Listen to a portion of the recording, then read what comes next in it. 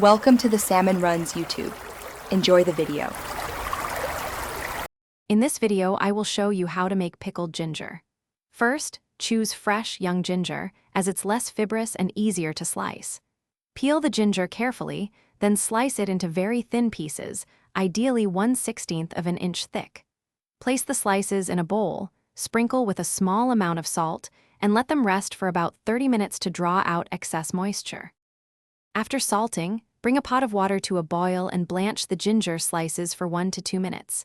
This helps to mellow their strong flavor. Drain the ginger thoroughly and pat it completely dry with a clean towel. Next, prepare your pickling brine by combining rice vinegar, sugar, and a small amount of water in a saucepan. Heat gently until the sugar dissolves.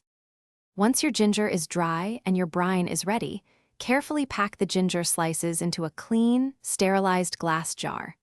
Pour the warm brine over the ginger, making sure all the slices are completely submerged. Tap the jar gently to release any air bubbles. Seal the jar tightly and refrigerate it for at least 24 hours before enjoying your homemade pickled ginger. Your homemade pickled ginger is now ready to enjoy. It's perfect with sushi, sashimi, or as a refreshing palate cleanser between dishes. For best flavor, let it sit for a few days, and it will keep well in the refrigerator for several weeks.